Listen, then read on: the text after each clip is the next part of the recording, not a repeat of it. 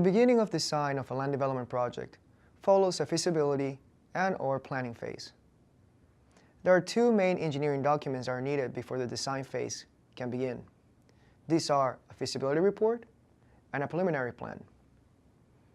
The more complete these documents have been developed, the less amount of surprises that will be discovered during the design process.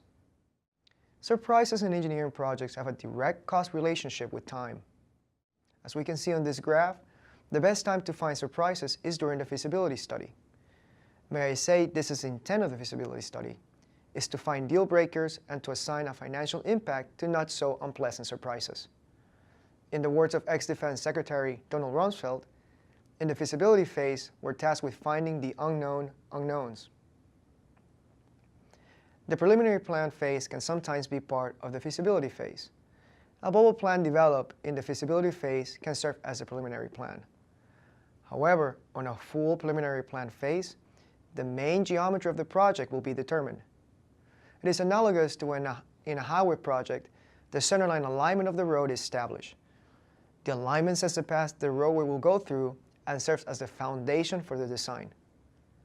Similarly, in land development projects, the preliminary plan serves as the foundation of the project's design.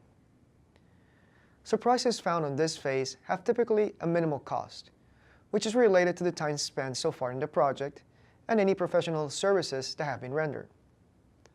The most typical surprises you will find on this phase are based on the project geometry and its internal and external operations. For example, it may be that during this phase it is discovered that the required driveway length is 3 times as long as anticipated, thus reducing the number of parking spaces and by default reducing the square footage of the development. Now we get to the design phase, which we will be exploring on this course.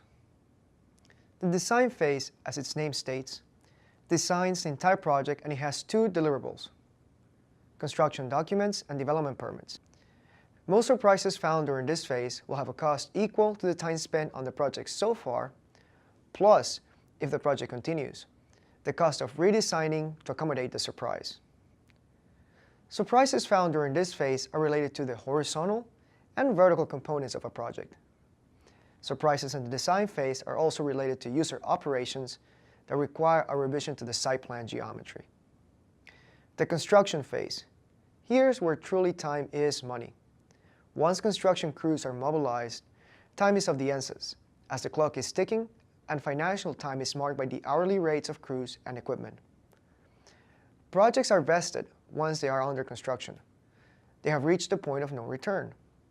Thus, any surprises found during this phase will require an expedited redesign, re-permitting, and reconstruction. Of course, we have all seen a few exceptions when a surprise is too big that causes a project to be abandoned altogether. Most of the surprises during the construction phase come from below ground. It is typical that earthwork unearths unsuitable soils or other buried surprises that require redesign. It is also common that changes or newly discovered user operations require a change in geometry during construction. Now we reach the ribbon cutting, the grand opening, the move-in period. All these mark the end of the project. They mark the end of the construction phase and the beginning of the operation phase. Engineers and designers have 2 main tasks: to design a project that can be constructed and a project that can be operable by its end users. The construction time frame is short when compared to the operation timeline. In some way, we need to design our projects to test the pass of time. Keep in mind that all facilities have a shelf life, ranging from the minimal 10 years to the most common 20 years, to as extensive as 50 years. The shelf life is typically related to the users of the facility. Engineers and designers need to understand the activities of the operations phase and its duration in order to develop an adequate design. Surprises found in this phase will likely require some level of redevelopment. Most common surprises come from facilities being under-designed either by using a criteria that is less than what the project requires, or by assuming a use less intensive than what the facility is being used for.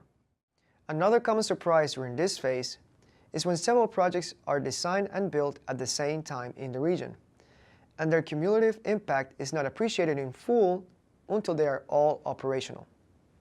For example, think of an access road that is built without realizing the additional traffic that we'll need to accept from several new developments. Once this is realized during the operations phase, the road will be over capacity and it will need to be widened.